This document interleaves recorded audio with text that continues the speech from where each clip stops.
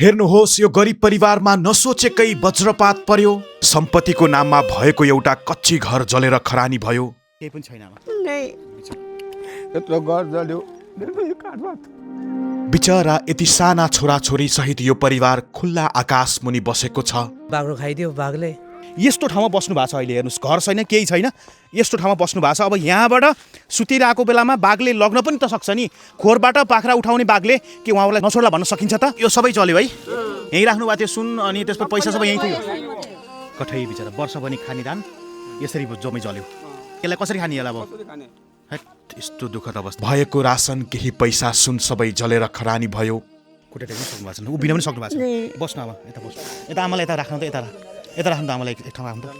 आमालाई बसाल्नु त, यहाँ आमालाई गाह्रो भयो। केही छैन, सब जलिसक्यो। पैसा पनि जल्यो। सब जल्यो, केही छैन। 2.5-3 लाख जलियो। मजदुरी काम गर्ने दाइको परिवारमा ठुलो वज्रपात परेको छ। म बिन्ती बिसाउन चाहन्छु, सबैले थोरै थोरै भए पनि कृपया यो परिवारको लागि सहयोग गरिदिनु होला।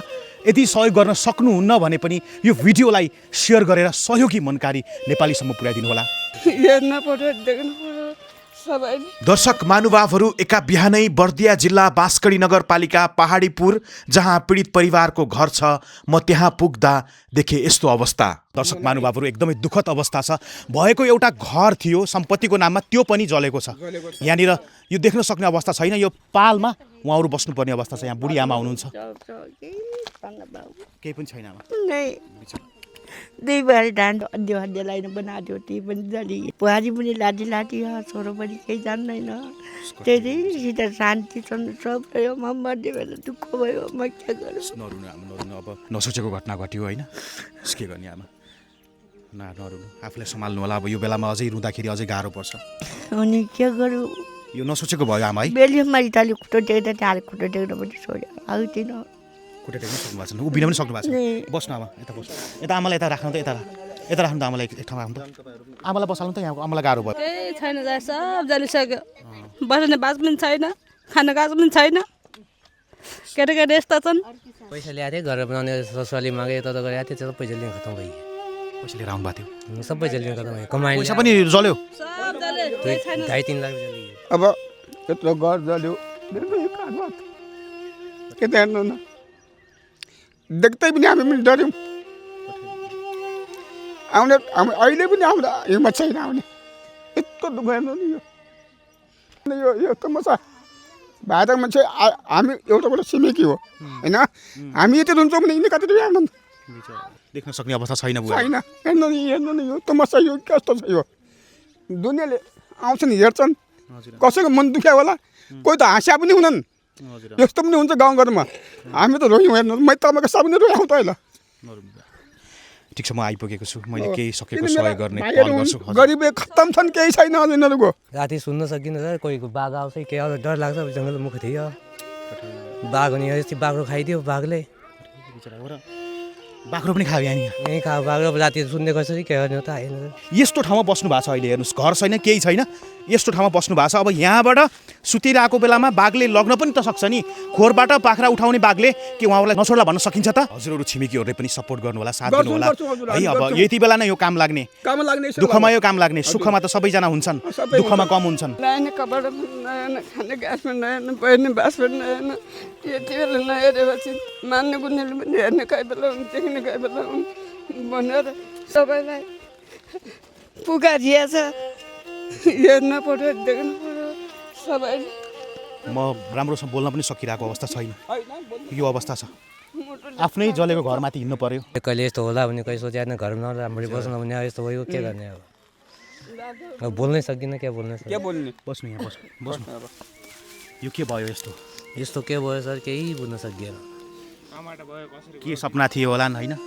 नयाँ घर बनाउला, बसौँला होइन, त्यस्तो थियो सपनाहरू।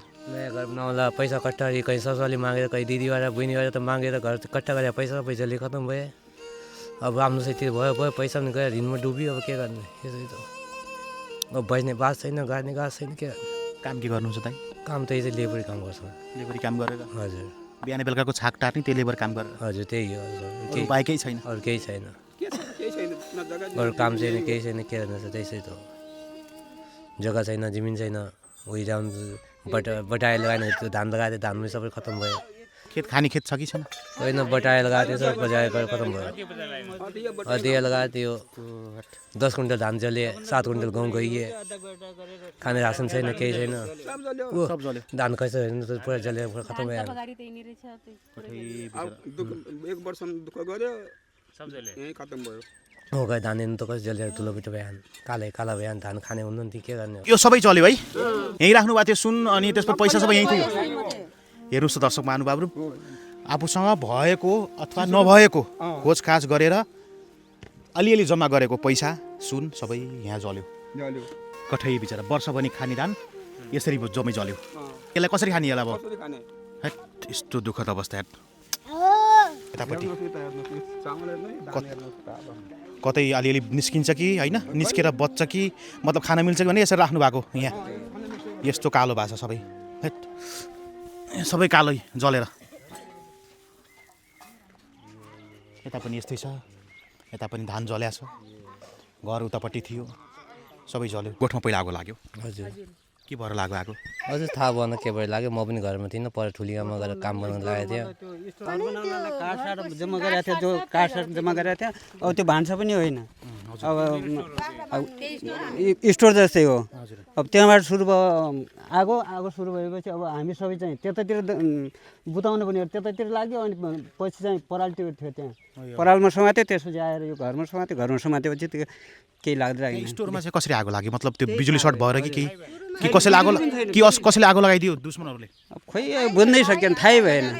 त्यही त त्यहाँ भान्सा पनि होइन बिजुली पनि थिएन बत्ती थिएन। तपाईँ पछाडि स्टोर रुम चाहिँ काठ घर बनाउनलाई काठहरू उ गर्दै जम्मा गर्दै राख्दै गरेको। मजदुरी काम गर्ने दाइको परिवारमा ठुलो वज्रपात परेको छ। म बिन्ती बिसाउन चाहन्छु सबैले थोरै थोरै भए पनि कृपया यो परिवारको लागि सहयोग गरिदिनु होला।